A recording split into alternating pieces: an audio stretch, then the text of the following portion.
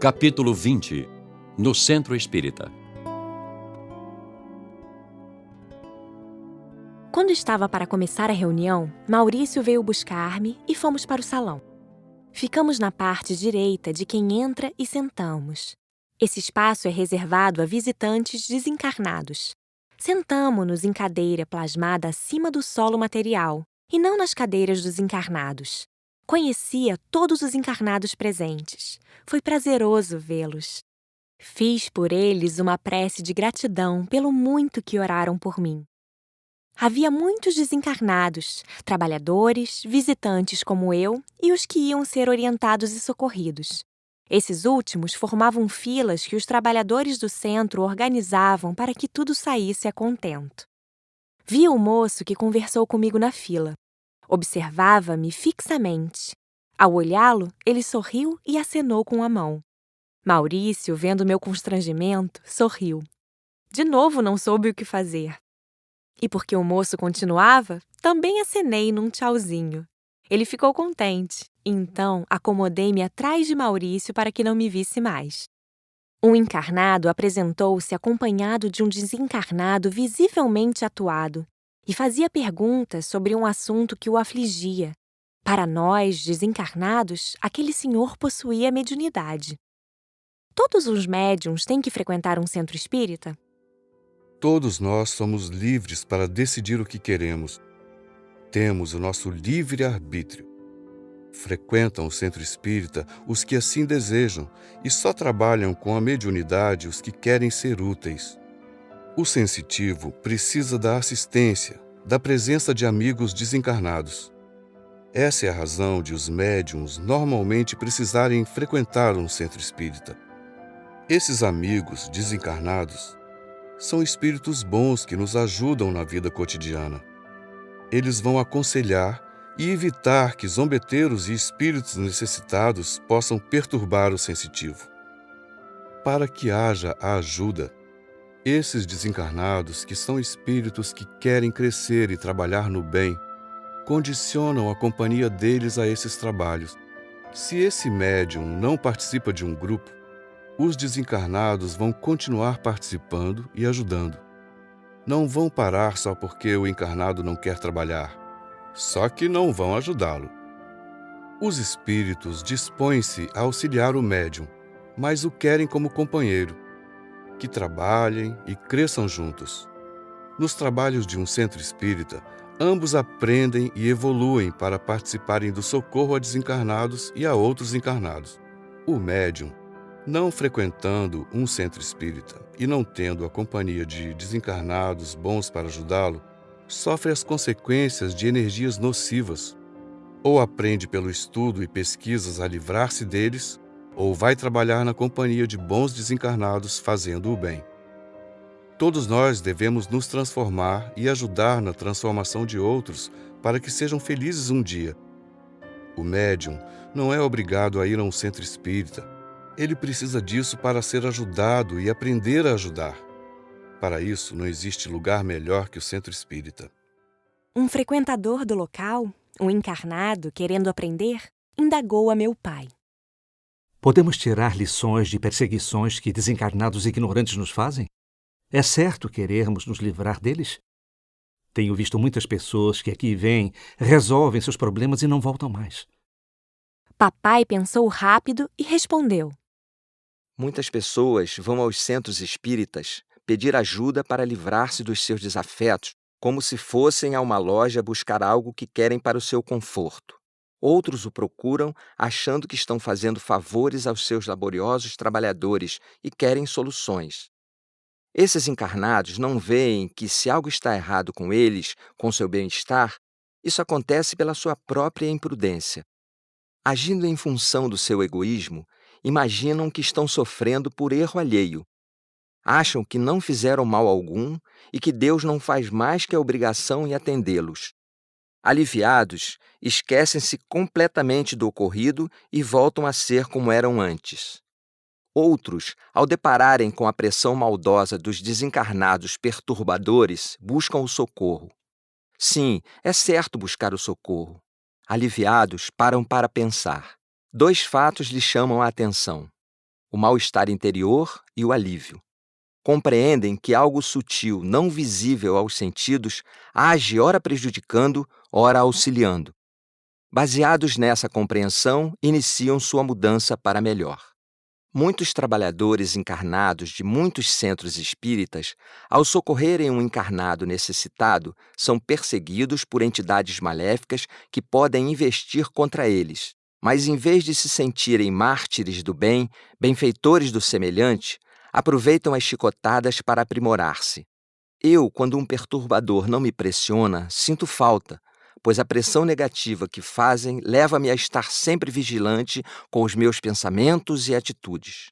Para não sofrer influências de estados inferiores, vou consolidando minhas atitudes no bom uso das coisas de Deus e da natureza.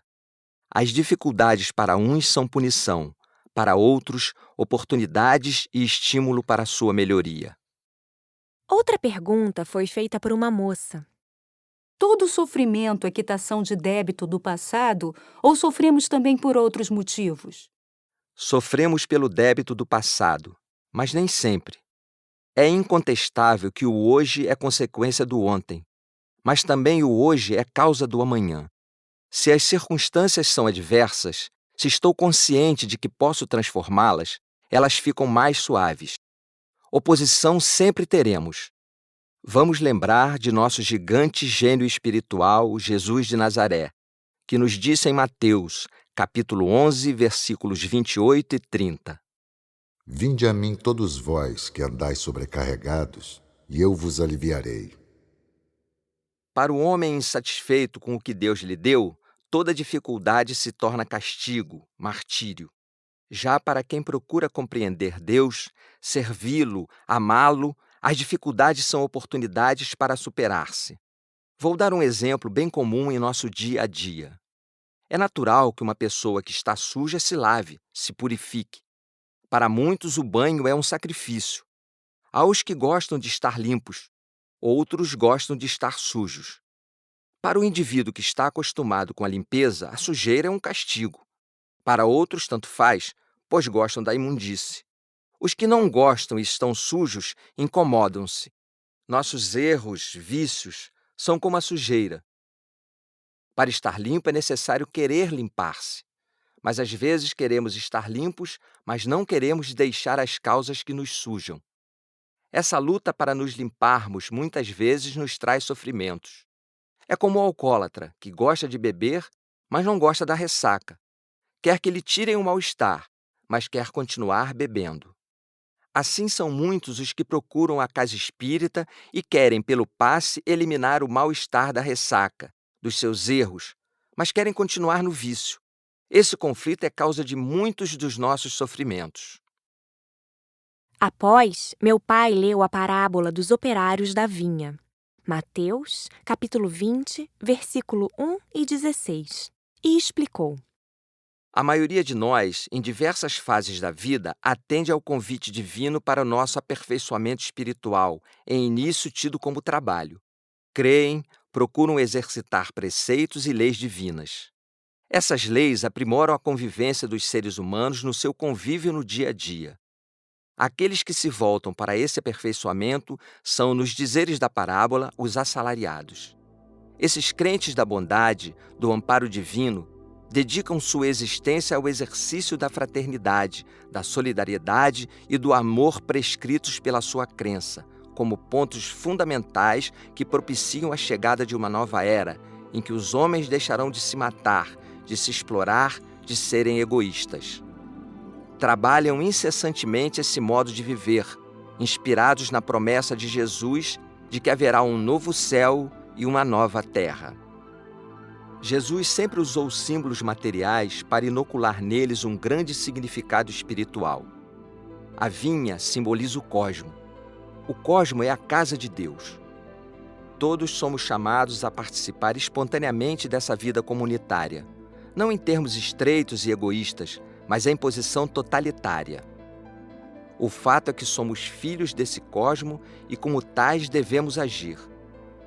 Mas, enquanto a consciência dessa filiação não acontece no interior do indivíduo, nós adiamos por mais ou menos tempo a nossa participação consciente nessa sinfonia universal.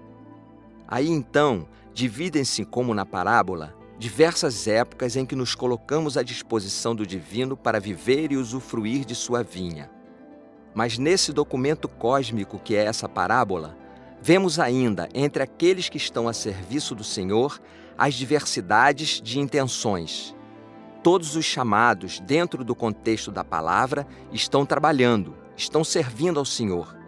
Mas a motivação difere entre uns e outros. Essa é a razão da queixa daquele que mais tempo esteve trabalhando. A personalidade egoísta que só trabalha esperando benefícios, pagamento ou uma posição de grandeza, mede o que tem a receber, seja em pagamentos, seja em benefícios, pela extensão dos esforços que despendeu em proveito do seu Senhor. Pois esse homem virtuoso ainda não se concebe como herdeiro divino. Esse Senhor ainda lhe é algo separado. Ainda não faz parte do seu círculo íntimo. Portanto, o pagamento que espera é de acordo com as privações a que se submete da ociosidade, sensações e prazeres. A sua medida ainda está vinculada às comparações que faz com seus semelhantes. Esse homem ainda é escravo do tempo e do espaço, do muito e do pouco, do débito e do crédito. Mesmo exercitando a virtude, ainda não renasceu. Outros, com maior capacidade de compreensão, já não trabalham comparando ou esperando pagamento, seja este em forma de posses, prazeres, seja de prêmios, nem mesmo em função de posições espirituais. Sabem e sentem-se filhos do Senhor. Ora, se são filhos, tudo o que é do Pai lhes pertence. Também, tudo o que é deles sempre foi do Pai. Trabalham por prazer, pois para que haja garantia de perfeição numa ação, é necessário que ela seja feita com satisfação. Suas atitudes são perenes, pois cuidam daquilo que lhes pertence. São os escolhidos. Vejam na parábola. Os que chegaram primeiro queriam receber mais do que os outros. Como já dissemos, ainda estão no campo da quantidade e da posição social. Os segundos não se importam com o pagamento, pois tudo o que fazem é por amor, porque têm prazer em trabalhar na vinha do Pai, que é também deles. As duas classes de homens estão trabalhando na vinha, mas diferem bastante uma da outra. É com base nessa diferença que vem a recompensa do Senhor. Aos egoístas, Deus lhes concede como pagamento o sucesso no plano físico e mental, em forma de posses, posições, satisfações físicas e mentais. Aos desprendidos, Deus lhes concede paz, amor, alegria e felicidade imperturbáveis, pois não estão eles ligados nem ao tempo, nem ao espaço, nem ao pouco ou ao muito, mas sim a um estado de ser.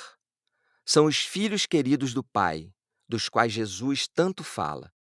Os que estavam na praça esperavam ser chamados para trabalhar, mas os ociosos não se apresentaram na praça para a tarefa.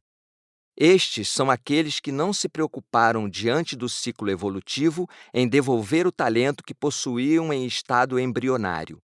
Não foram mais admitidos, porque o ciclo estava no seu final. Terão que recomeçar em outro local ou mundo. Vejam, o Nazareno há 2000 anos já nos fez o convite. Está em nossas mãos participar ou não dessa vinha, em trabalhar esperando o pagamento ou construir aqui e agora um novo céu e uma nova terra. Basta que queiramos, trabalhemos.